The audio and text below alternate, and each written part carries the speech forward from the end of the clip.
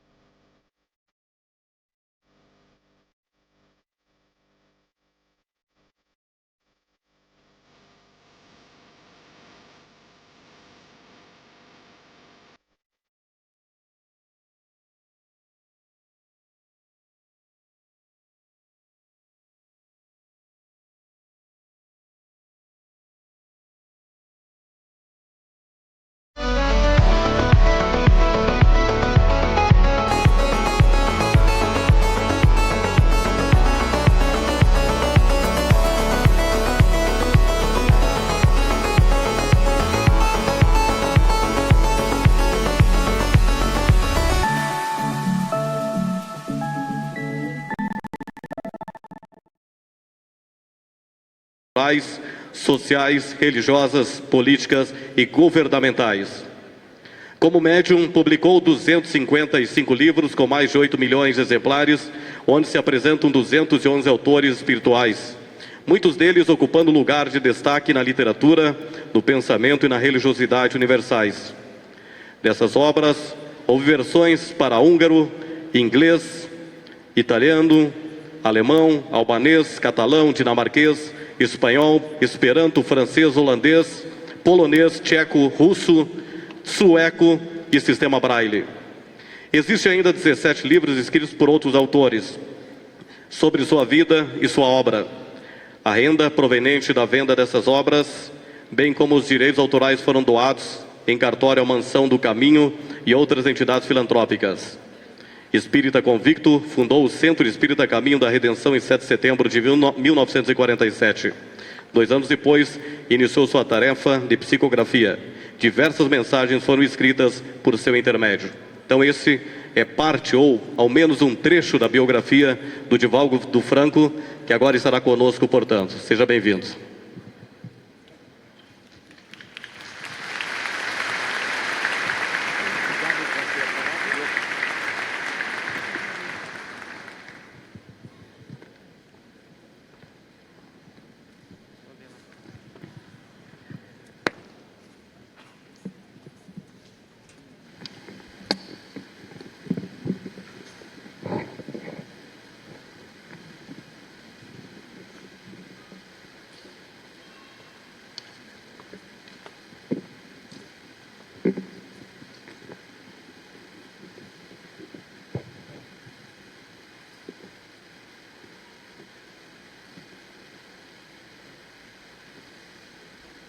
Senhoras, senhores, queridas irmãs, queridos irmãos espíritas, nossos votos cordiais de muita paz. É muito natural que a nossa existência terrena experimente de quando em quando mudanças significativas. Em nossa limitada capacidade de discernir, nem sempre elaboramos projetos cujo resultado seja aquilo que esperamos.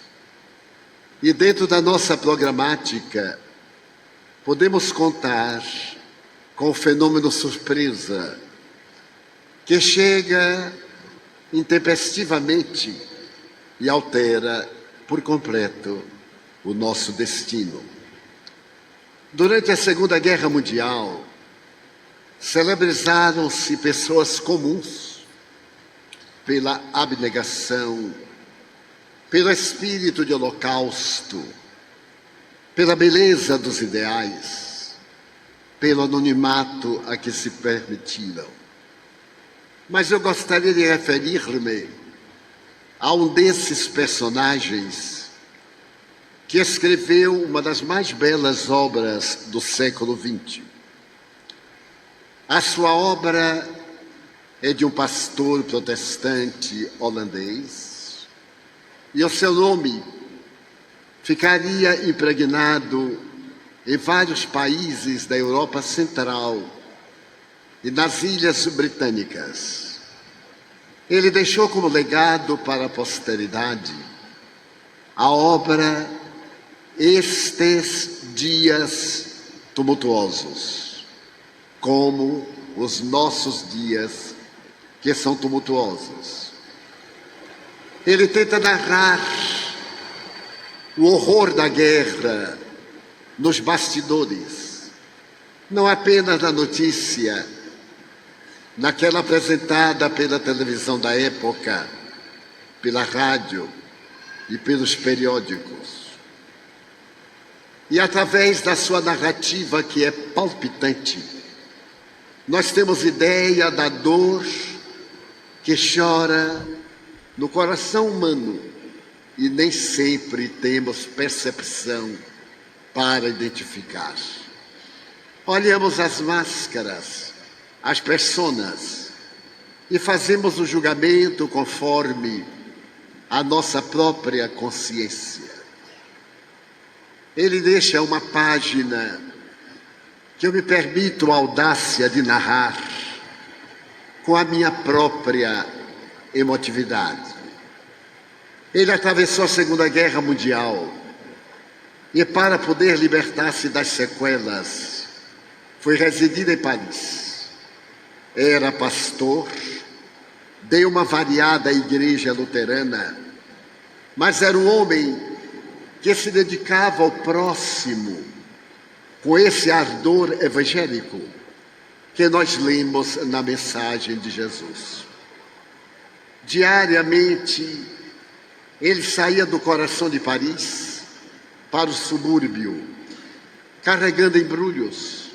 Eram roupas usadas que ele levava para casa para cerzir, consertar, lavar, prepará-las, para distribuir àqueles que haviam sido atingidos pela guerra, os permanentes miseráveis do mundo. E a miséria não é privilégio do terceiro mundo.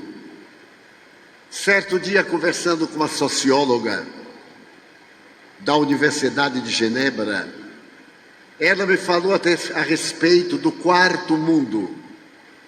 E eu fui tomado de surpresa, porque não está na sociologia.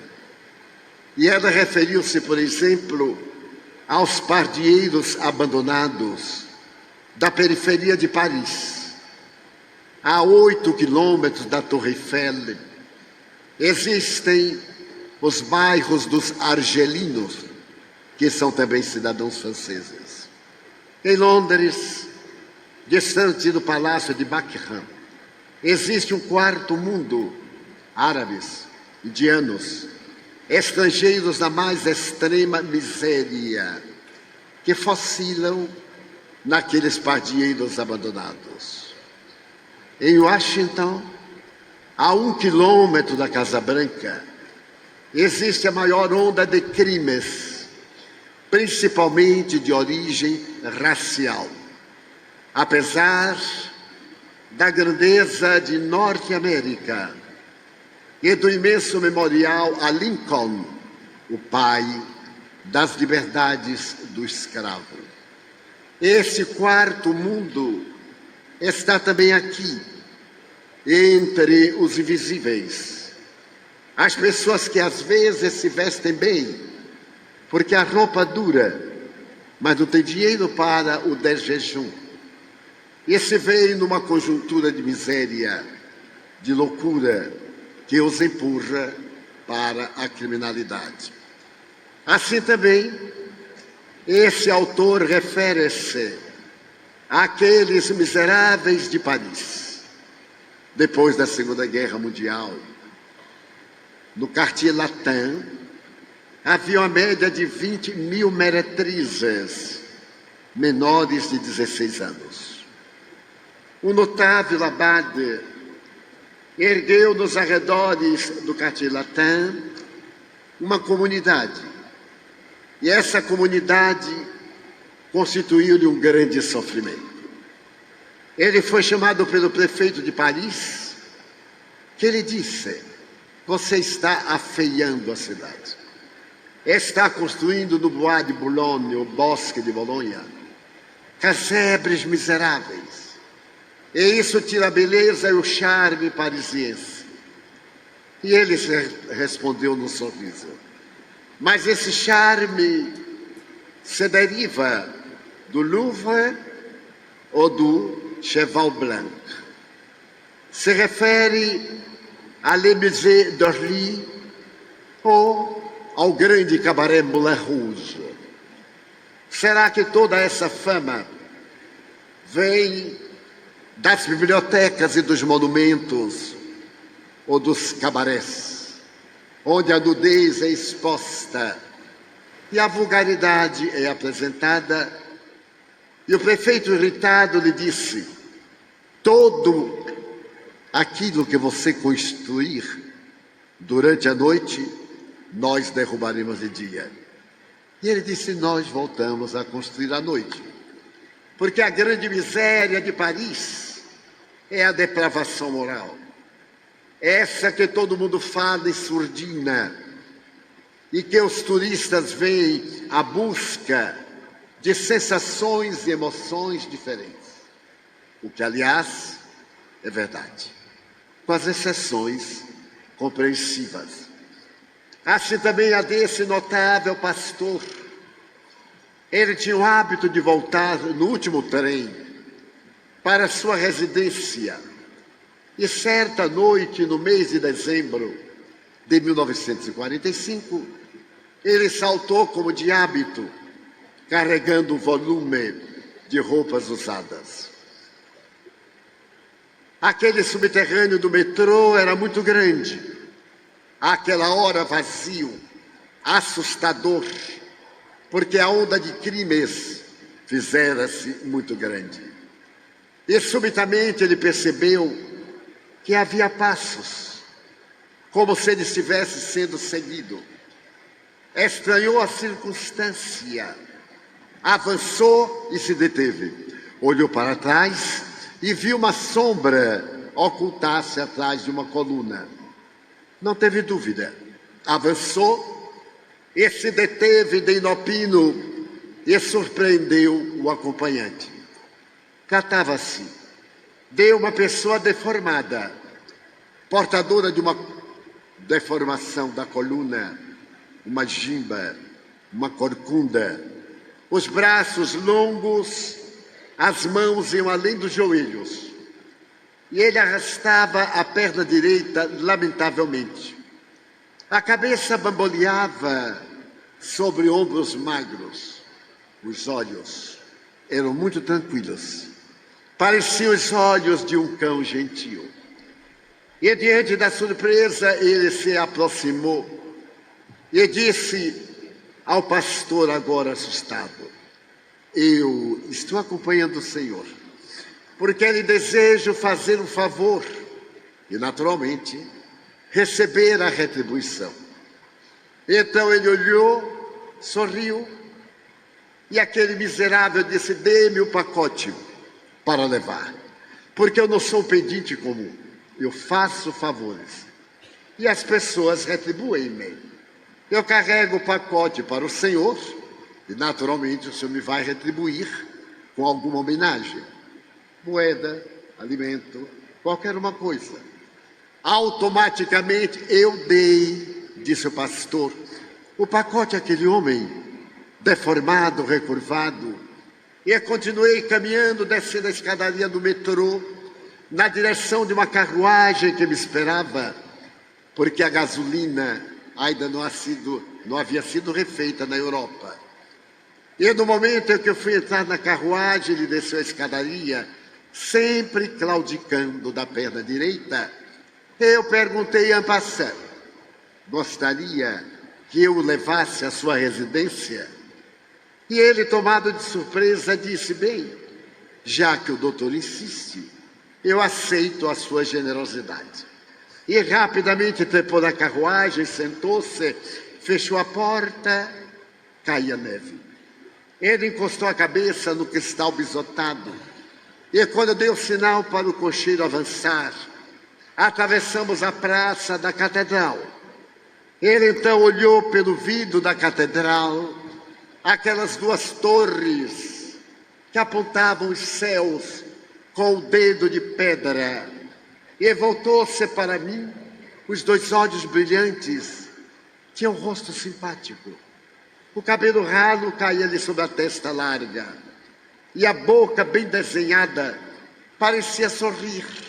Ele disse: "Ah, doutor, eu também peguei a sua carruagem, porque desejo fazer-lhe um pedido. Estamos em dezembro. Dezembro é o mês do Natal.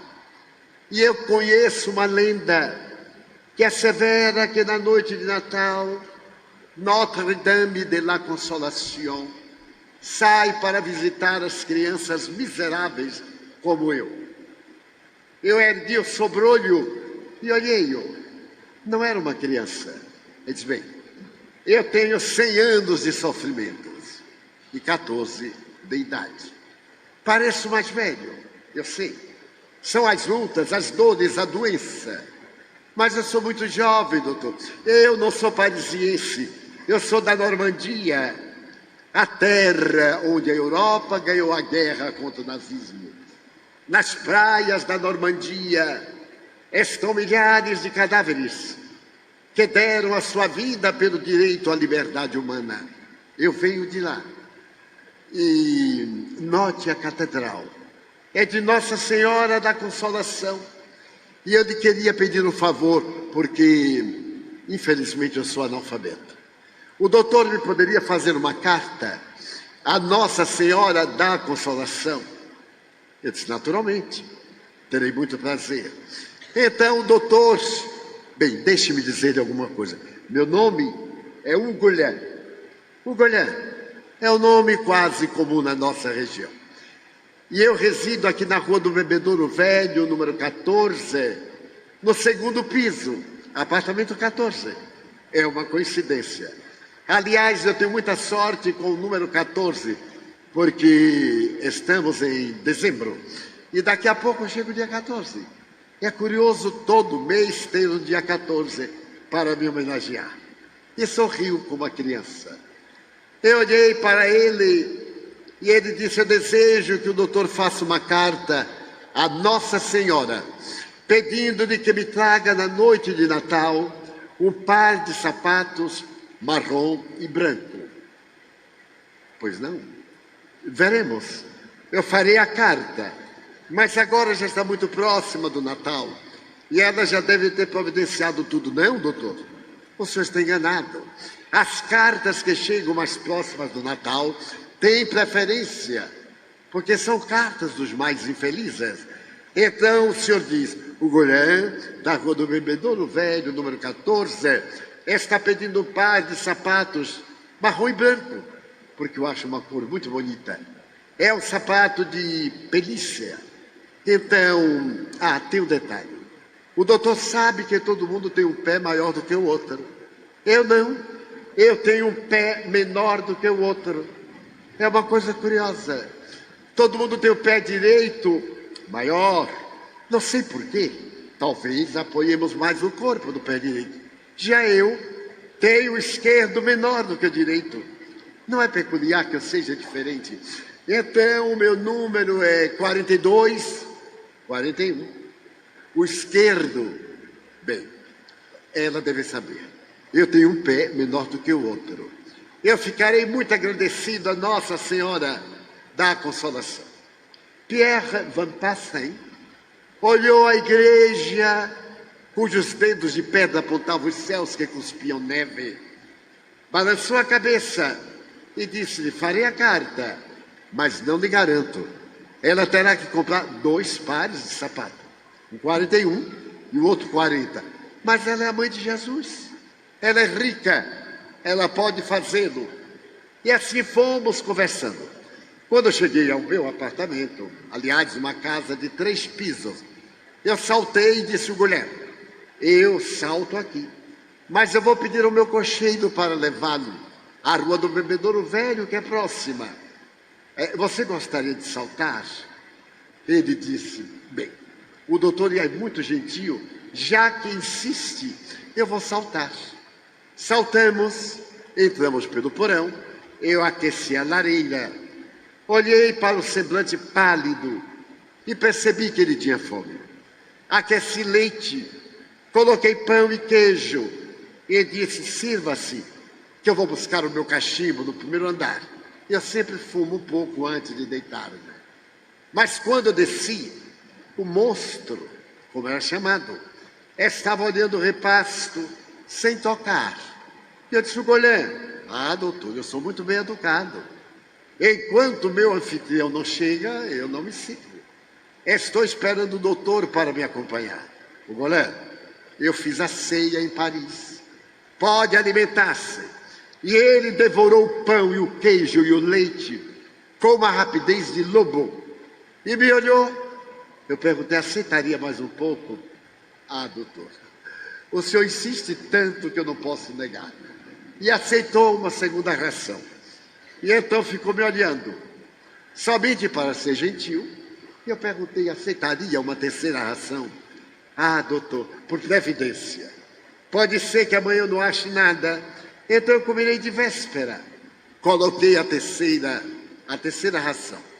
Ele levantou-se, aproximou-se da lareira, estendeu as mãos. Doutor, eu lhe posso fazer um pedido? Ôngola, a casa é nossa. Eu gostaria que o senhor colocasse no gramofone aquele disco Nas Asas de uma Canção de Mendelssohn.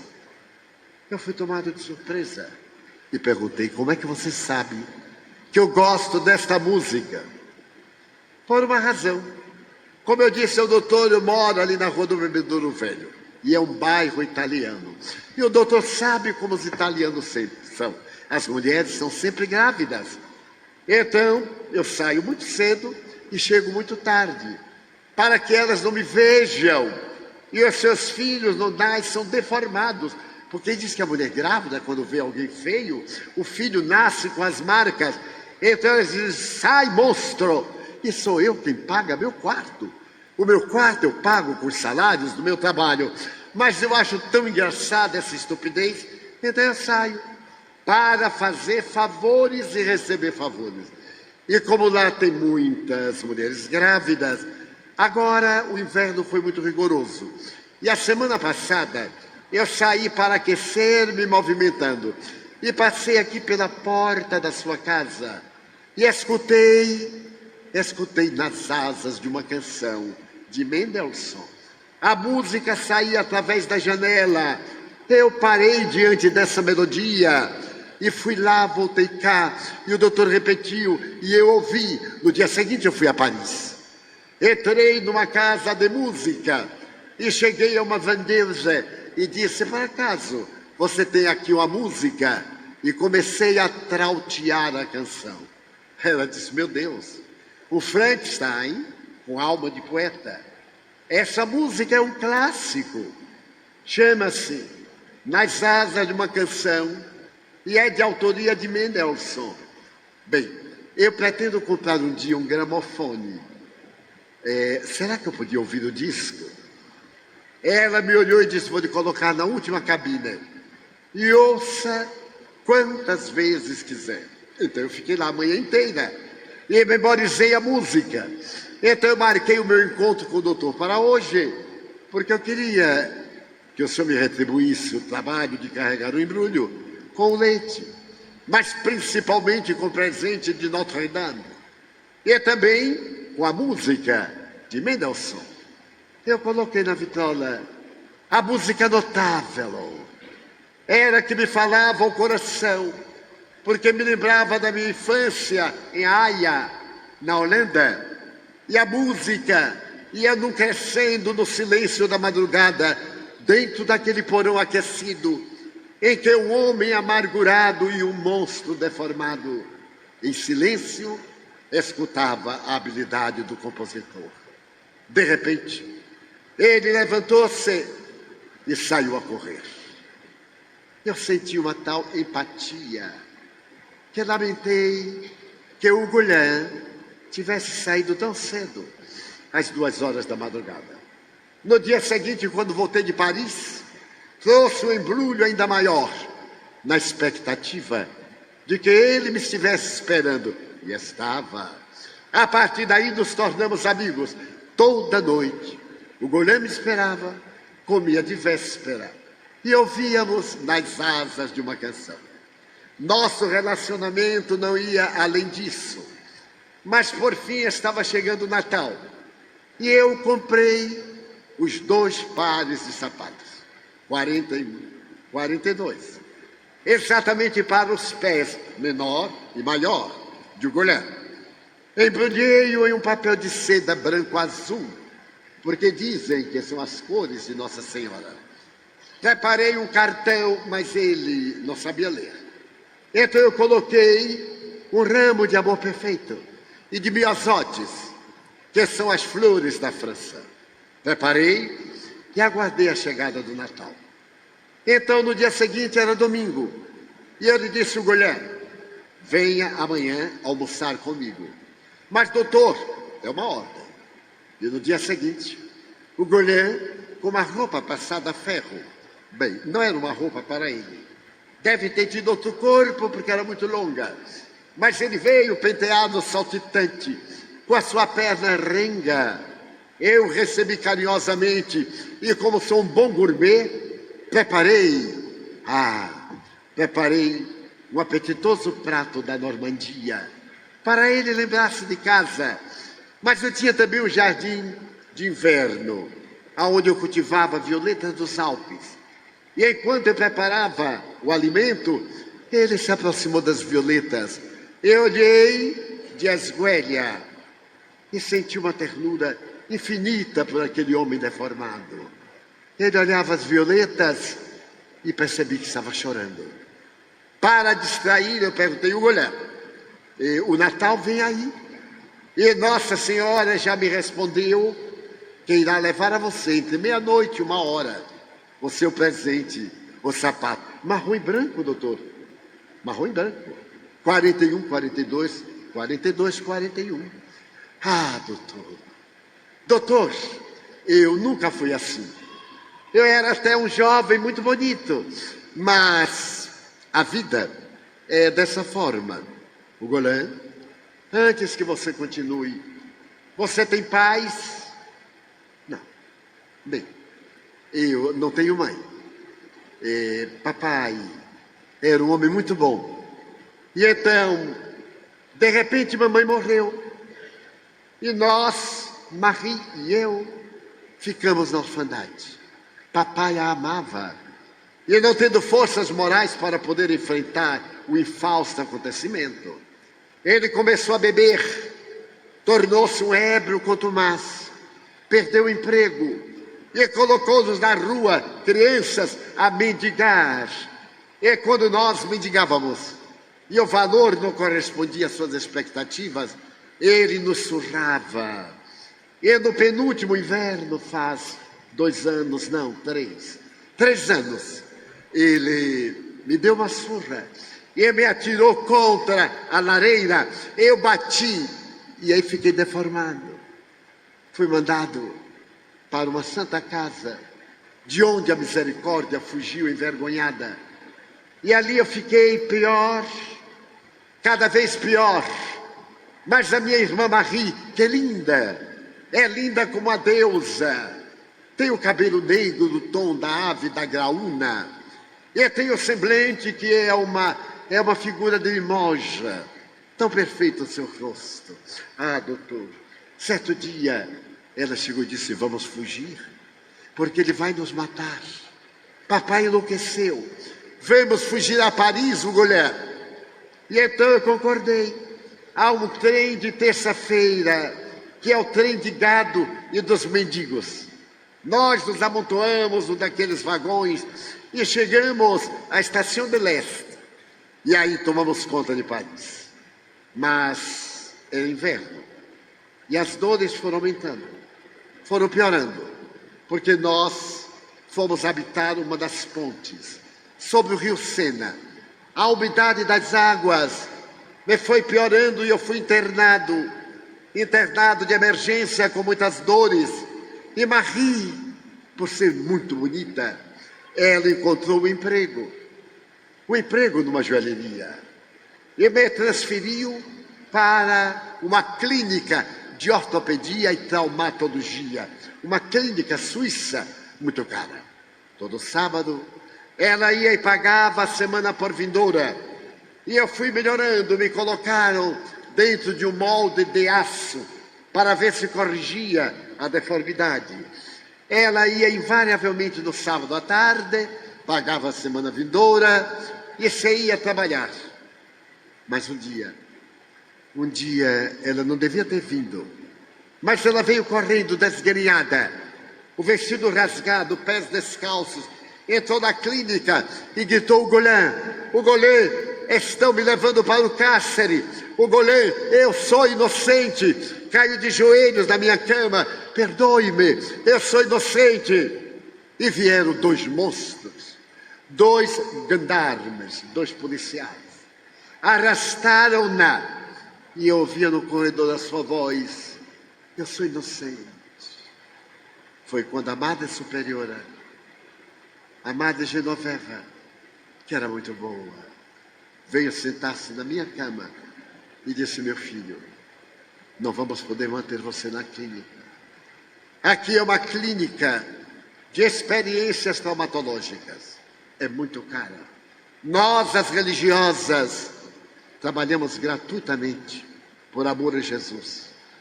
Mas eu tenho a tarefa de dar a má notícia. Você terá que sair hoje, porque a diária está paga até as 18 horas. Mas sua irmã é inocente. Ela foi presa porque o dono da joalheria disse que ela havia furtado uma joia, mas é mentira. Ele faz parte da máfia, dessa gente indigna de proxenetas, que sai procurando jovens bonitas, emprega na sua joalheria e depois vendem-as para o comércio da prostituição. Você sabe que a polícia colabora com isso. Uma terça parte da renda é da polícia. A outra terça parte é do protetor. A terça parte é da dona, a dona do bordel. E elas ficam apenas com 10%. Tudo é alugado, não tem nada. Envelhecem, pegam sífilis e tuberculose. E depois são jogadas no cais ou assassinadas. Marie é muito bela. Ela não furtou nada. Essa é a técnica. O juiz também é corrupto. Vai levar da queixa e ele, indiferente, manda para a cadeia. Porque mancha a vida da jovem. E na cadeia, muitas vezes, ocorrem estupros. E elas saem dali profissionalizadas. Então você deve saber quando será o julgamento dela. Aqui numa corte do bairro, porque o crime foi aqui. Perdoe. Tirou o colete. Ela deu-me uma bengala. E eu saí mais recurvado. 2 meses eu vasculhei o bairro para saber em qual circunscrição ela seria julgada. E por fim eu descobri, graças a alguns mendigos. E no dia estava lá, o juiz julgava com a maior indiferença do mundo. Não eram vidas, nós não somos nada, não valemos nada, nós somos invisíveis, somos menos que os cães idófobos. Na hora da acusação, o promotor olhou-me para ela no banco dos réus e disse com sarcasmo: meretriz. E defendeu o bandido que certamente o comprara. E pediu ao juiz uma pena severa. Ora, ela estava com 15 anos. 15 anos. Era uma flor ainda não colhida. E iria ganhar um prêmio para o seu proprietário muito grande no leilão do bordel. O advogado de defesa era um jovem estudante da Sorbonne, que não tinha nenhuma experiência. Tentou defendê-la numa arenga que até eu me senti um pouco desanimado. E o juiz, que fumava em plena corte, bateu o martelo e disse: 2 anos na prisão de mulheres, no Palácio da Justiça, na conciergerie. Ela levantou-se muito pálida, ficou de pé, e eu não aguentei. Saí, corri para o meio e gritei: meritíssimo, veja! E veja o bandido que está sentado aí de cavanhaque, e com óculos lorgnon, aquele que usava nos anos 30. Ela é inocente. Ela está sendo punida por um crime que não cometeu. Porque se houvesse cedido, e ele o primeiro, é claro que ela não receberia nenhuma punição. O juiz me olhou com sarcasmo e disse: cala-te, monstro. Ou te mandarei também à corte por desobediência. Antes ele tivesse mandado, porque me assassinava legalmente. Melhor do que sofrer o que eu experimentei 2 anos, de ponte em ponte, inverno, verão, até que descobri o dia que minha irmã ia sair do cárcere. Nesse dia, eu fui ao Jardim do Louvre e arranquei algumas flores, claro que eu as furtei, para levar-lhe quando ela saísse da porta de bronze. Mas quando ela saiu, não era minha irmã. Era uma mulher estranha, pálida, de olhar parecendo um chacal. Eu corri para abraçá-la. Marie. Marie morreu aí dentro. Não aceitaram a virgem. Era uma meretriz. E eu irei infectar das piores doenças a minha clientela. É assim. Marie, você parece que não está me conhecendo. Não, não estou. Você é quem? O Golan, seu irmão. O Golan, nós não temos irmãos. Nós somos desgraçados. Nós já nascemos abandonados por Deus, que não existe. Então desapareça da minha vida, porque a sua irmã morreu aí dentro. E aqui está alguém que se vai vingar dessa sociedade hipócrita. Marie, lembre-se de mamãe. E eu perguntei: por que Deus mata as mães e deixa os pais que não sabem educar? E as mães partem como uma ave que foge do ninho e deixa os pássaros pequenos, incapazes de voar, ali naquele lugar inseguro, e cai nas garras das corujas, dos gaviões, ou tombam no chão e são devorados pelos cães. Por que Deus faz isso? E eu olhava o Golan e não tinha uma palavra para dizer. E eu sou pastor protestante. O que é que eu poderia dizer a respeito da justiça de Deus? E ele continuou a sua tragédia. Então, eu não consegui encontrá-lo. Mas a minha rede de informantes miseráveis como eu me disse onde era o leilão. E na noite atrasada, eu fui para a porta de um hotel de 5 estrelas, em Champs-Élysées, a melhor cidade do mundo. E paguei 20 francos a um dos funcionários para pedir que ela chegasse à sacada do quarto para eu vê-la. Ela apareceu, estava com o peoar transparente, a cabeleira trabalhada. E então ela disse: vai embora. Marie morreu. Vai embora, o goleiro. Deixe-me morrer vagarosamente. Eu a olhei e ela foi leiloada. Daquele hotel de luxo, ela passou para o outro hotel. Depois para uma pensão. Depois para um bordel. Depois, o doutor sabe, a escada da queda não tem último degrau. E o poço da miséria não tem fundo. Sempre se desce um pouco mais. E agora ela está em Montmartre, na rua, e declinou o nome.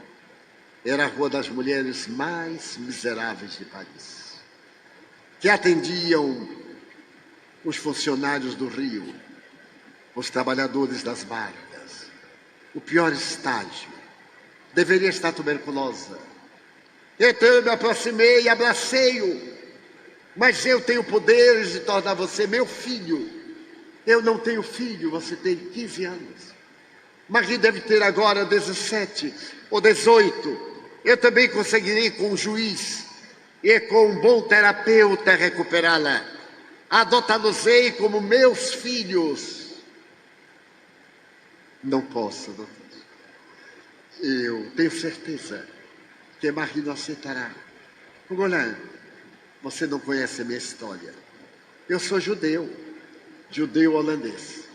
E quando começou a Noite dos Cristais, eu fugi com a minha família para a Inglaterra. Fui viver em Londres. Meu filho tinha 18 anos, quando foi convidado para a RAF, a Força Aérea Inglesa. Recebi uma carta do rei, convidando meu filho para as grandes incursões. Meu filho se foi. E a vida continuou. A guerra estourou miseravelmente. E certo dia, em 1940, eu recebi um telegrama do rei, congratulando-se comigo, solidário, porque meu filho havia dado a sua vida para que nós tivéssemos vida. E vinha uma carta de meu filho, chovia, ele estava no front e me escrevia no meio da lama: papai, por que que eu tenho que matar? O homem que está do outro lado é um antigo colega meu da Universidade de Londres. Eu tenho que matar porque o louco, o esquizofrênico disse que nós somos diferentes, que os alemães são a quinta raça e que o horário alemão é de 25 horas. Eu tenho que o matar, porque se eu não o matar, ele me matará. Papai, você me ensinou a viver, me deu lições a respeito do amor.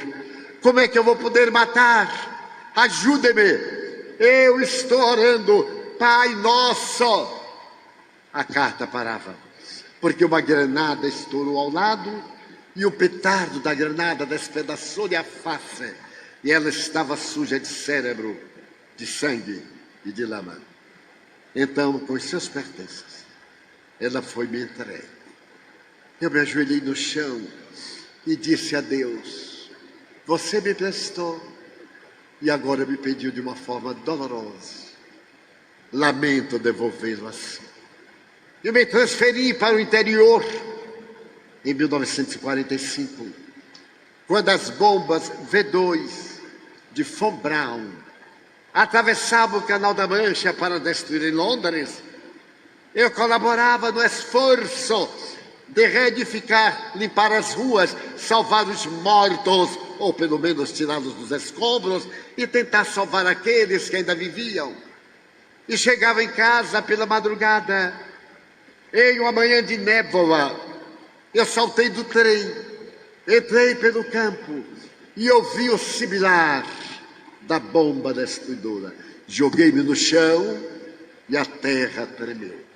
A bomba caiu sobre a minha casa, matou minha mulher e as minhas 2 filhas. Eu fiquei sem ninguém quando terminou a guerra. Eu só tinha lembranças. Então eu preferi vir a Paris. Não queria voltar à Holanda para ver o meu país destruído, nem a Inglaterra. Então eu vim a Paris para ajudar os miseráveis como eu. Aceite-me. Aceite-me como seu pai. E fale com Marie, que eu pretendo ajudá-la também. Está bem, doutor? Está bem. Cuidamos disso depois do Natal, que era no domingo seguinte. Cuidaremos disso, doutor. Vamos falar a Notre Dame. Mas o rosto dele não se recuperou. A marca da dor, com as unhas do desespero, estavam cravadas daquele semblante de criança adulta, muito triste. Os olhos apagaram-se E de repente ele disse: eu não vou ficar para o almoço, tenho que ir para casa. Eu deixei. Chegou o Natal, a véspera de Natal, o sábado para o domingo de Natal. E no domingo às 10 da manhã, eu estava jubiloso, aliás, muito jubiloso. Havia terminado de fazer o meu trabalho, as orações, e chegava a preparar o pato do Natal para o Golan. Estávamos nessa atividade quando eu saí para comprar tabaco para o meu cachimbo. E cheguei à tabacaria de Pierre. Pierre estava baixando a porta metálica. E então eu lhe perguntei: mas de que se trata? Você não soube? Da tragédia. Mas tragédia? No dia de Natal? Sim, a tragédia. Daquele monstro, quer dizer, daquele seu amigo. Ele morreu. Mas ele estava muito bem ontem. Não estava bem. Ele morreu. Procure o abade de la Rudère, ali na catedral. Mas eu estivera meia-noite no apartamento de Golan. Havia uma velha mala. Havia a pintura de uma Madonna queimada por uma vela. Era tudo muito arrumado. Estava tudo asseado. A cama feita. E eu coloquei o par de sapatos, 41, 42. E as flores. E agora eu corri, eram 10 horas da manhã, até a catedral e encontrei o abade de la Rudère, um homem de 70 anos, desempenado, andando de um lado para o outro. Eu acerquei-me e disse-lhe: abade, eu sou o Dr. Pierre Van Paz. Sou também religioso, sou protestante. E eu sou amigo de Golan. O Golan não tem amigos. Sim, tem.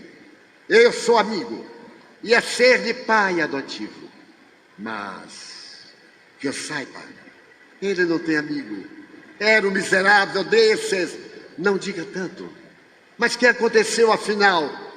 O abade pôs as mãos às costas. E caminhando em passos largos, foi, voltou e olhou-me com uma expressão de reproche.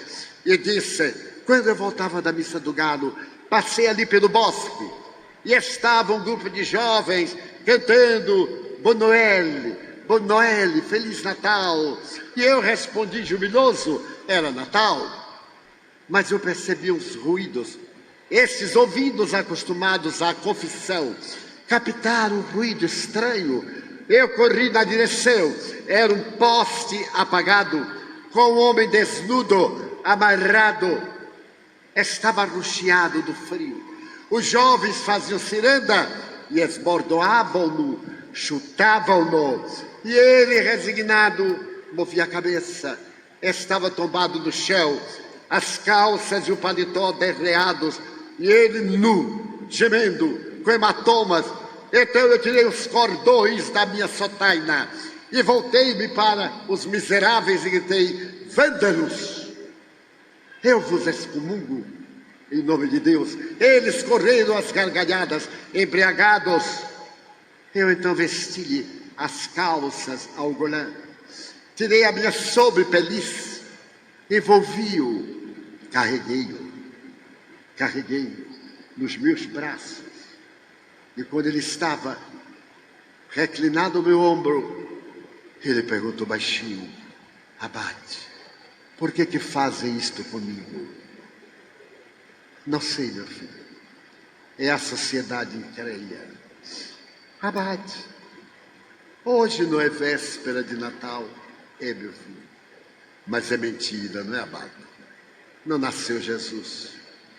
Ele não existiu jamais. Ele falou tanto dos miseráveis como eu. Por que fazem assim comigo? Não sei, meu filho. Infelizmente eu não sei. Abade, porque não existe nem Deus, nem Jesus. Cale-se, não blasfeme. Mas abade, por quê? Veja minha boca arrebentada, alguns dentes quebrados. Só porque eu sou deformado. Mas não fui eu. foram as circunstâncias. Oh, abade, que lástima que Jesus não nasceu. O meu coração esteve tão dorido que ainda assim eu encostei demais a cabeça no meu peito e trouxe aqui para a sacristia, preparei aquele divã e disse: meu filho, amanhã tudo estará diferente. Amanhã é Natal, deite-se, eu vou para a casa paroquial e amanhã, quando eu voltar, nós conversaremos com calma, está bem? Ele balançou a cabeça, não disse uma palavra. Eu fiz a cama, coloquei até alfazema como um presente de Natal.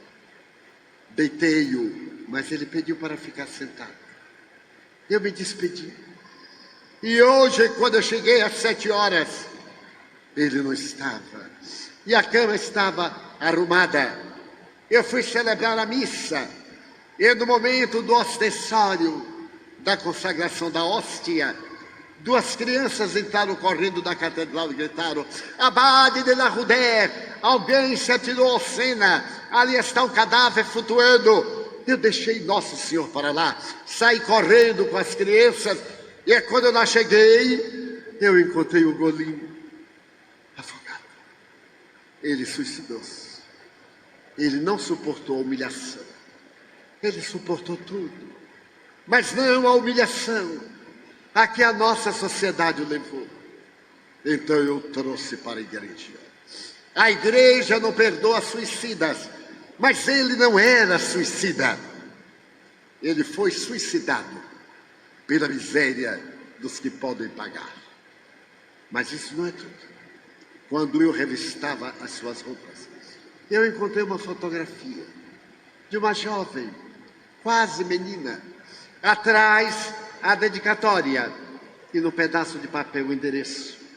Eu mandei um guarda ir até lá. E quando o guarda chegou, em Montmartre, subiu os 3 andares e encontrou-a preparando-se para o comércio carnal. Ela disfarçava a palidez com muito rujo, com muito vermelho na face. Então o soldado disse: vista-se, o abade de la Rudère deseja falar-lhe a respeito de seu irmão, o Goulin. Ela gritou: que fizeram com o Goulin? Senhorita, vamos depressa. Ela disse: mataram-no, não. Ele suicidou-se, mas ele jamais se suicidaria. Mas ele suicidou-se. O guarda bateu a porta e disse: eu espero lá embaixo. Quando ele ia descendo a escada, ele escutou o estopim de um revólver. Voltou correndo, ela havia dado um tiro no peito. Estava morta numa poça de sangue. Eu mandei buscar o cadáver. E às 3 horas, venha para as exéquias fúnebres, aqui na catedral. Todo o bairro, eu quero aqui sob pena de excomunhão. Eu não saí mais dali, não tive forças. Às 3 horas, a nave da catedral estava superlotada. No centro, uma essa, com os 2 caixões brancos. Eram almas puras, já que eles não puderam viver juntos na terra, viajariam para a imortalidade, juntos. Eu iria sepultá-los no jardim da igreja, desafiando o dogma, porque toda regra tem exceção.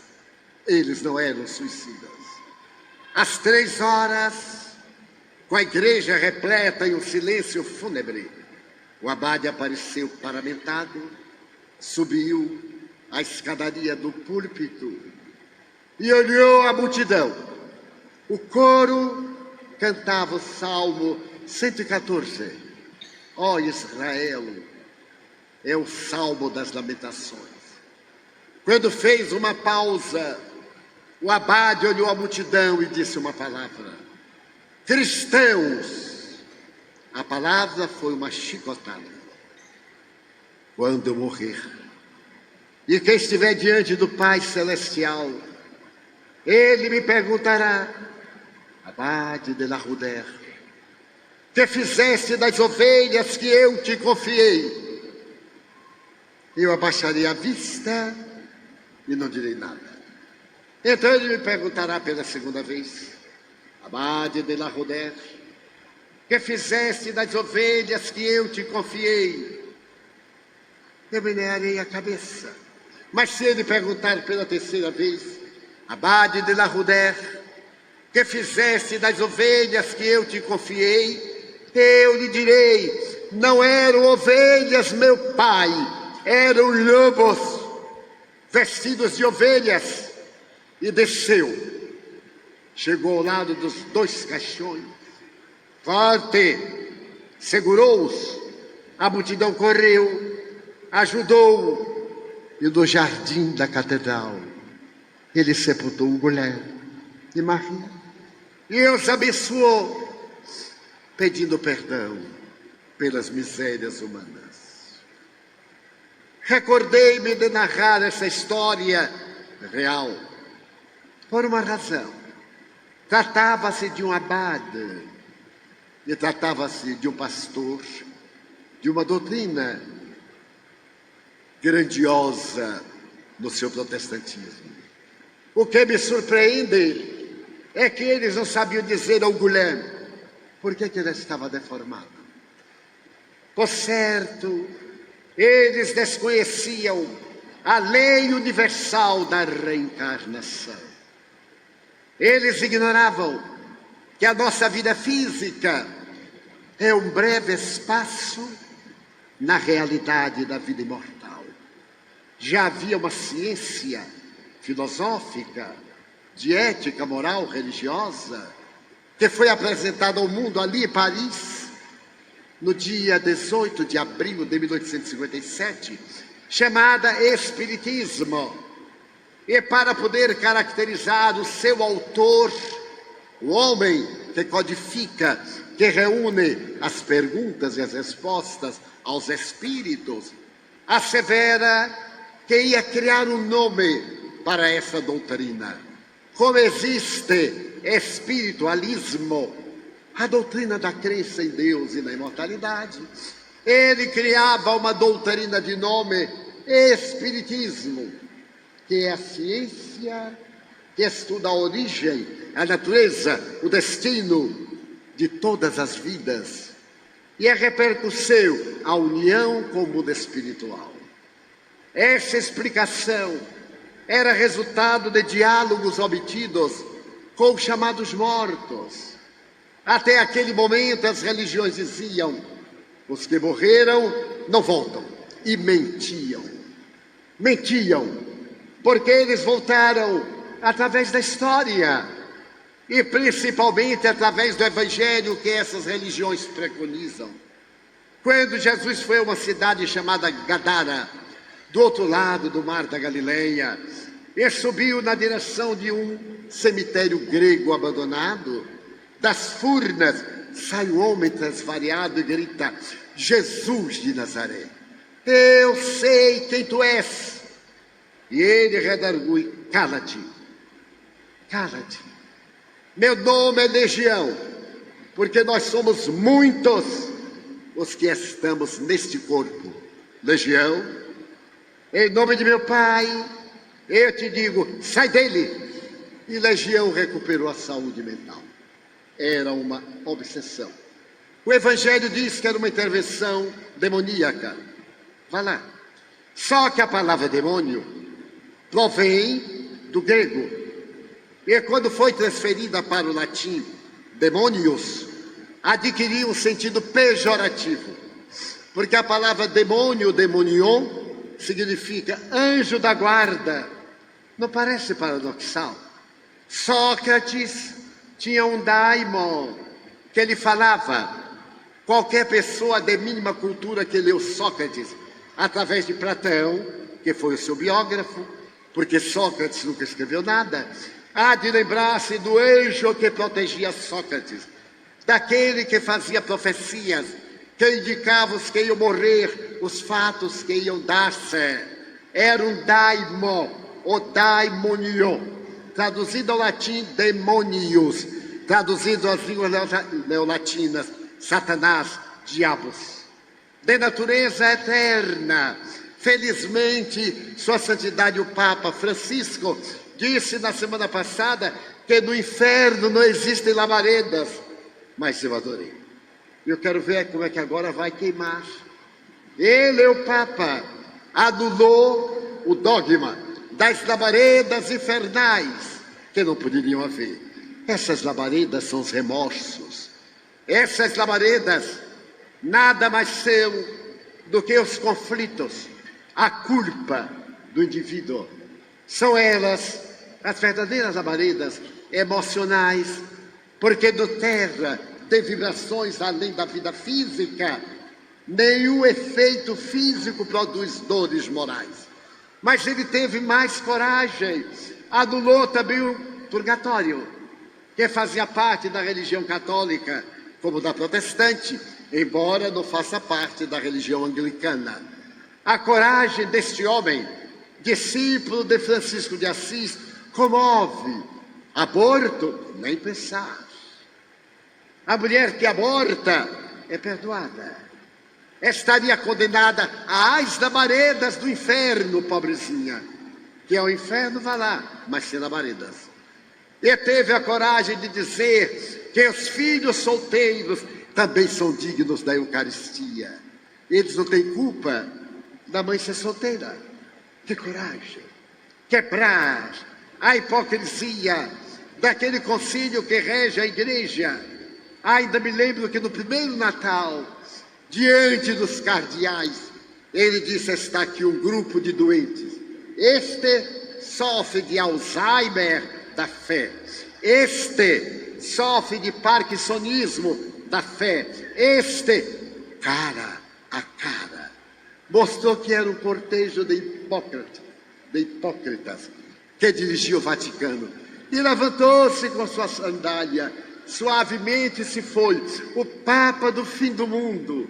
A única coisa boa que a Argentina nos deu até agora. Aliás, outras coisas também.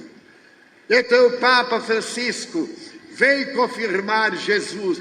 Em nome do meu Pai, eu te digo, sai dele. E os espíritos saíram. Mas há um momento mais rutilante.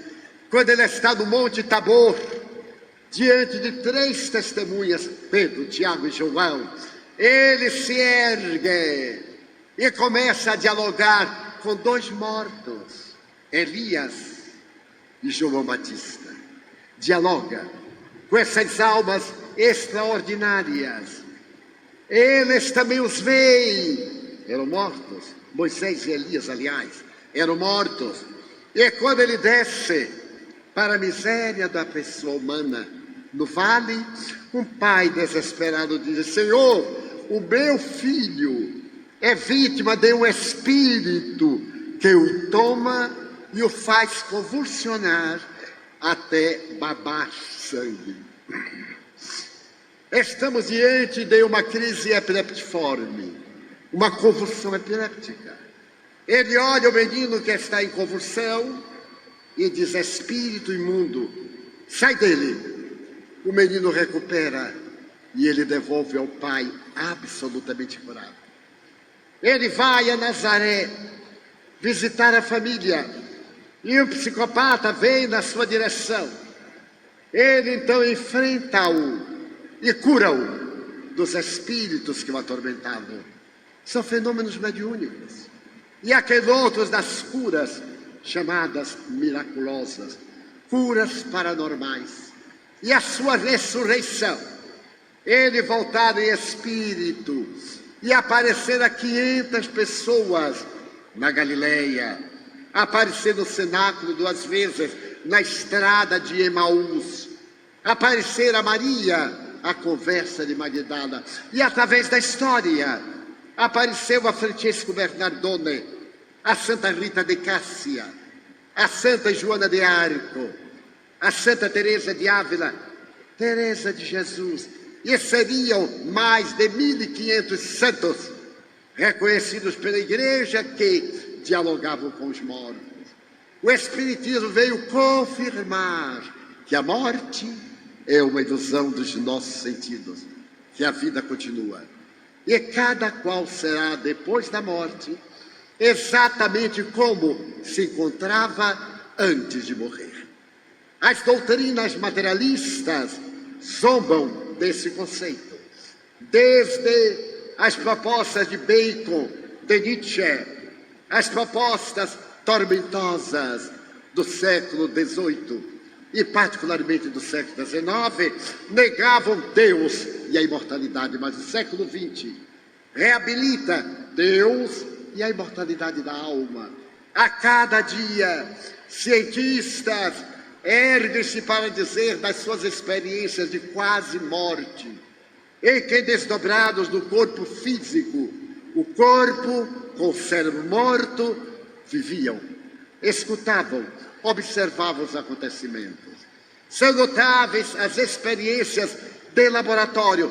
Na Holanda, chegou-se a pesar o perispírito da criatura humana, porque nós somos constituídos do espírito, a energia, de uma camada sutil, conhecida com o nome de corpo astral, que Allan Kardec chamou perispírito, e da matéria se pôde examinar na hora da morte de pacientes colocados em camas, que eram balanças elétricas, que naquele momento todo mundo perde 18 grãos. 18, todos. Magros, gordos, pequenos, grandes. Que seria isso? Na condição de cientista, disseram que era o peso da alma. Porque a alma é matéria no campo da energia. E o perispírito é energia no campo da matéria. Então veio uma ciência como o espiritismo dizer-nos que ninguém morre, que a vida continua e que cada qual é feliz ou desventurado conforme os seus atos. Não era para o abade de La Roudère dizer: meu filho, é que nós estamos na terra para evoluir, cometemos desaires, cometemos equívocos, e estamos de volta para ressarcir os nossos enganos. Não era para que o notável protestante, todo doçura e amor, Pierre Van Passen, lesse-lhe a Bíblia e falasse a respeito da grande visão que teve o rei Saul quando visitou a vidente da gruta, que lhe profetizou a morte e a destruição da sua casa. Naquele memorável encontro em que o espírito materializa a fé em carne e osso, está na Bíblia pelo menos, e veio dizer que a vida continua, que ele transformasse as armas de destruição em armas da lavoura, daquele ser da anunciação que aparece a Maria e lhe diz: apraz ao Senhor que tu sejas a mãe do Messias divino. E ficaríamos aqui largos minutos a evocar as cenas do Evangelho que vós ledes, especialmente no ato da missa, que é a representação da jornada do Calvário, em que a imortalidade está presente. Os espíritos vieram confirmar. O espiritismo não é uma seita, não tem nenhum caráter seitista. Vede, nem velas, nem incensos, nem indumentária, nem cerimoniais. É uma doutrina do bom senso. É básico. Fé verdadeira é aquela que enfrenta a razão face a face em todas as épocas da humanidade. É uma religião lógica que nos explica o porquê e nos prova de maneira irretorquível. Eu estava ao lado de Francisco Cândido Xavier. Fomos amigos. E durante 1948 a 2002, tivemos uma existência muito larga de amizade. E 2 vezes por ano eu ia visitá-lo. Eu resido em Salvador e ele em Uberaba, 2.200 quilômetros. Eu ia visitá-lo e participava das atividades como outras pessoas. E certo dia chegou um rapaz, às 3 da tarde, e disse-lhe: Chico, visivelmente falava mal português, com o acento pronunciado italiano. Eu estou muito preocupado, porque mamãe está na primeira clínica de enfermagem em Roma e está muito mal. E o Chico perguntou-lhe, diante de nós, como era o nome de sua mãe. Ele declinou o nome. O Chico parou e disse, pois não. Qual era a clínica? A primeira clínica de enfermagem. Ele disse, não, é na segunda. Você não estará enganado? Ele pegou o papel, era na segunda clínica. E então ele disse, estou tão preocupado, porque mamãe era o ser e é mais amado da nossa família. Estamos em São Paulo. Viajaram 450 quilômetros para Uberaba. Então eu venho lhe pedir que interceda junto aos bons espíritos para que ela se recupere. O Chico lhe disse, dê um pulinho no hotel, porque mamãe acaba de morrer. Diz, mas ela não resistiu e teve uma parada cardíaca. Naquela época não havia telefone celular, felizmente. Você vai ao hotel e pega um telefone fixo e liga para a Europa, para a segunda clínica. Então ele se foi e nós continuamos conversando outras coisas. E eu fiquei curioso, é muita coragem, mesmo sendo absolutamente verdade, é muita coragem. Dentro de uns 40 minutos, voltou o rapaz muito pálido e disse, Chico, ela estava na primeira clínica, mas ao piorar, levaram para a clínica intensiva, a segunda. E na hora que foi colocada e entubada na segunda, ela teve uma parada cardíaca e morreu. E Chico disse, os espíritos estão dizendo que ela deixou um documento para você. Possivelmente não telefonar-lhe para São Paulo. E esse documento é muito importante. Ela deixou dentro de uma caixa que está ao lado da cama, porque o cadáver ainda não foi removido. Ora bem, isso eram 3 horas da tarde. Eram 20 horas em Roma. O rapaz voltou ao hotel. E lá para 6 horas, banhado de pranto, ele confirmava. Porque o seu pai, que estava lá, leu a carta testamento de sua mãe, confiando-lhe altas responsabilidades. Como explicasse um fenômeno desse? Éramos, no mínimo, 1000 pessoas, uma bulha muito grande, pacientes psicopatas, cegos, pessoas com ulcerações, pessoas dolorosamente atingidas por sofrimento inenarrável. A fila começava na quarta-feira, para ele atender na sexta-feira 40 pessoas. Então os fatos repetiam-se 10, 20 vezes nas mensagens que ele psicografava de público, com as 2 mãos, cada uma carta diferente. Na letra que levada a cartório era reconhecida como se fosse a letra da pessoa antes de morrer. E tão extraordinária que em 3 processos criminais as vítimas vieram do além inocentar o dito culpado. Ficou célebre o caso de 2 jovens brincando de roleta russa. Ao bater no depósito de balas, o colega puxou e abriu uma bala que matou o seu colega. A família processou e o caso foi ao tribunal. A família foi a Uberaba, não falou nada com Chico. E a vítima vem e narra, mamãe, ele não me queria matar. E entra em detalhes que ninguém sabia, inclusive, onde ele havia encontrado o revólver do pai. Então, os fatos da imortalidade são muitos, dando-nos a alegria imensa da imortalidade da alma, que a vida continua, porque não é uma esperança, é uma realidade. Freud dizia que quando nós atingimos uma certa idade, transferimos a paternidade biológica por uma paternidade fictícia. Pois bem, eu construí essa personalidade aos 4 anos de idade. Aos 14, eu tive a convicção absoluta. E agora, aos 90, eu tenho a certeza tão natural que toda vez que me deito, espero acordar em uma outra dimensão. Então isso é um grande conforto para nós. Eu sugiro que aquele a quem interessar leia um livro chamado O Livro dos Espíritos. São 519 questões a respeito de teologia, de psicologia, de anatomia comparada, de paleontologia, de física quântica, com uma moral excelente, porque Allan Kardec perguntou aos espíritos: qual o ser mais perfeito que Deus nos ofereceu para servir de modelo e guia? E eles disseram: Jesus.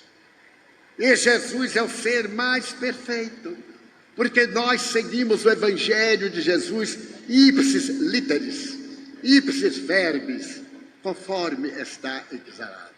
Então, apesar da crise que estamos vivendo, eu ainda lamento que aqueles dois personagens religiosos, ignorando a lei da reencarnação, não hajam podido dizer a Ugolhé a razão do seu sofrimento, de maneira que luarizasse a sua alma, porque nós somos construtores do nosso destino.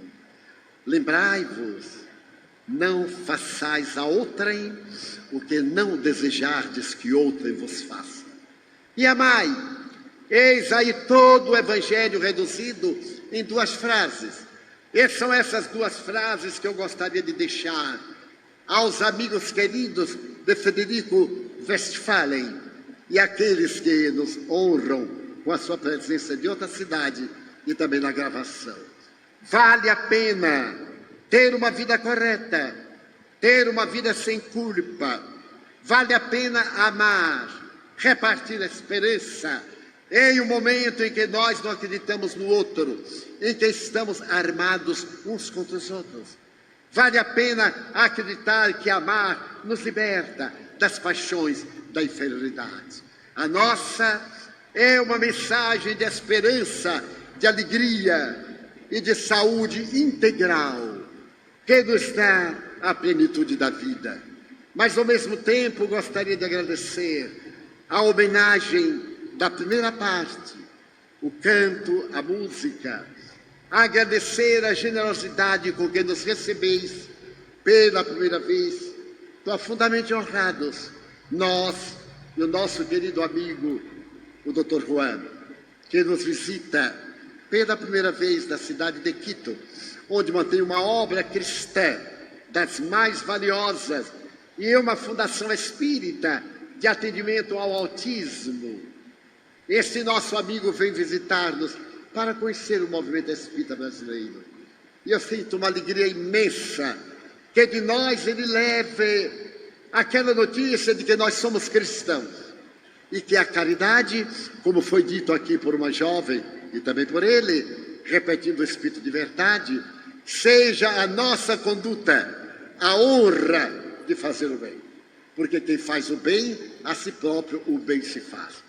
Então, nós que só temos a agradecer, eu gostaria de sintetizar as minhas palavras, as dele e as dos espíritas, a todos vós, mostrando que às vezes nós somos ingratos com Deus. Mesmo em nossa religião, estamos reclamando pelos pequenos sucessos. Estamos magoados porque isso ou aquilo não deu certo. E nós temos somente o que agradecer.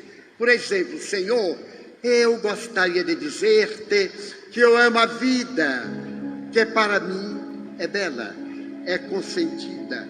Muito obrigado, Senhor, por tudo que me deste, por tudo que me dás.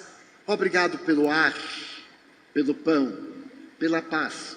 Obrigado pela beleza que os meus olhos veem no altar da natureza. Olhos que veem o céu, a terra e o mar, que acompanham a ave ligeira que voa fagueira pelo céu de anil. E se detém na terra verde salpicada de flores em tonalidades mil.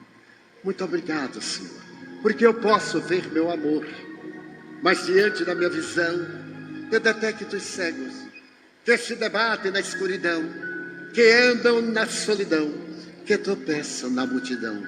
Por eles eu oro e a ti eu imploro compaixão, porque eu sei que depois desta prova, na vida nova, eles enxergarão Obrigado pelos ouvidos meus, que me foram dados por Deus, ouvidos que ouvem a música do povo que desce do morro na praça a cantar a melodia dos imortais.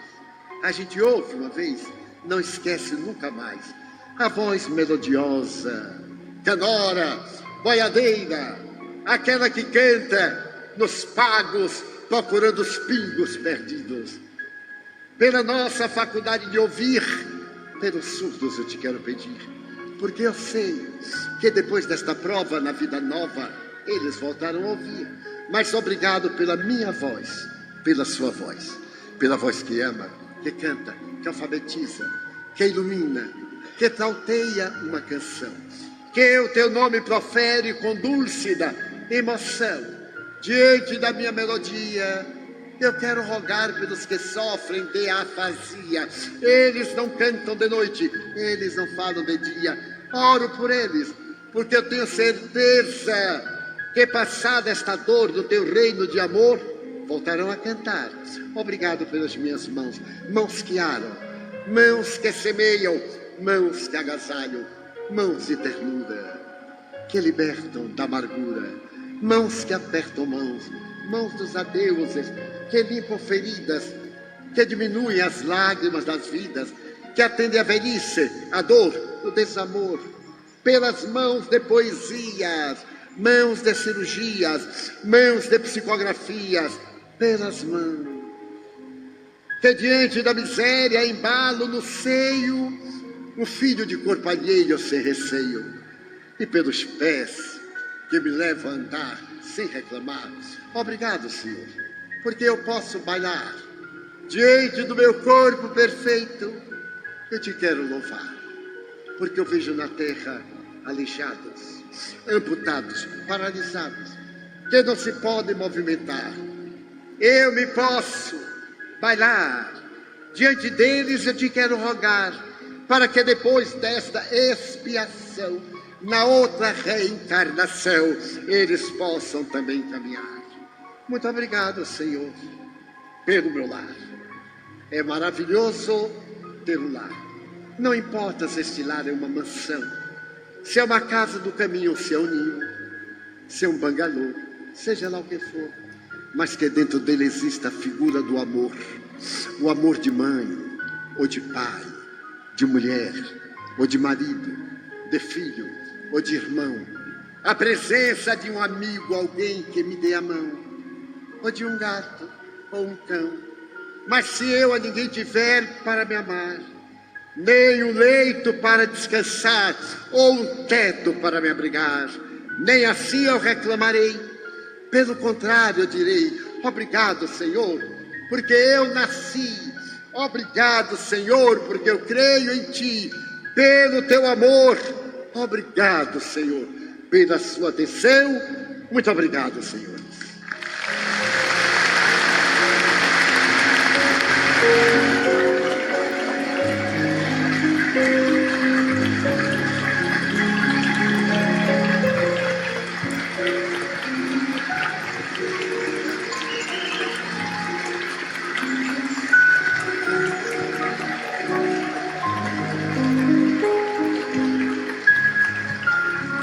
Nesse momento, será feita a entrega de uma lembrança ao Divaldo.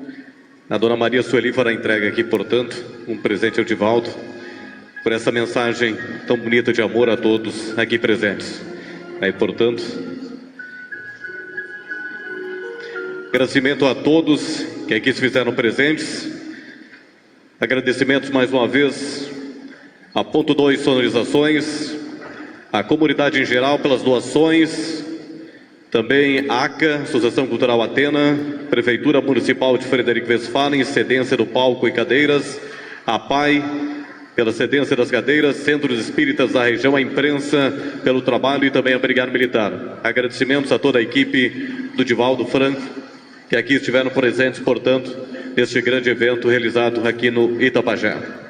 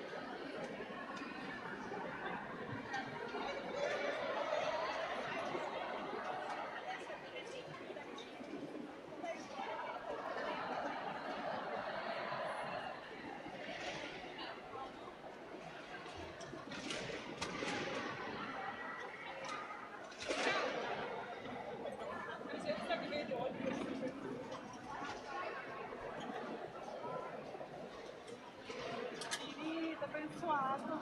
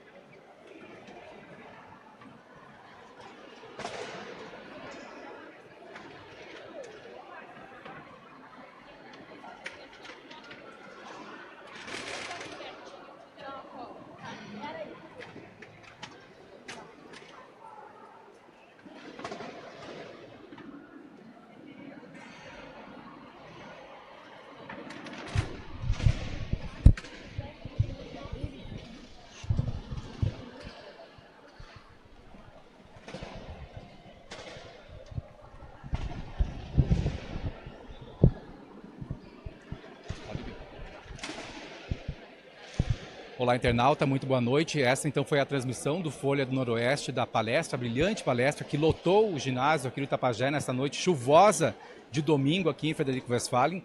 A gente teve algumas pequenas quedas na transmissão em virtude de tanta chuva que caía lá fora. Mas então agora o Divaldo Franco já está recebendo ali as pessoas que vieram então para cá. Antes do evento, mais cedo, tinha uma fila enorme aqui no ginásio de pessoas que estavam aguardando para autografar o livro, né? Ele fez esse trabalho então de autografar o livro e de conversar com a imprensa momentos antes, uma hora antes da gente iniciar a transmissão. Amanhã, Divaldo Franco estará em Passo Fundo, no centro de eventos da UPF, também às 20 horas, e quem é daquela região pode acompanhar a palestra dele, caso queira, presencialmente, então, lá na UPF. Hoje, nós encerramos aqui nossos trabalhos, já está saindo, o pessoal aqui da representação local aqui que vai acompanhar ele até o hotel, né? A programação dele em Frederico Westphalen se encerra neste momento e a gente agradece a todos aí que estiveram em companhia conosco nessa longa transmissão, dessas lindas mensagens, né, de amor e de paz que Divaldo Franco fez durante essa noite de domingo. Obrigado aí pela tua companhia e até a nossa próxima transmissão. Até mais.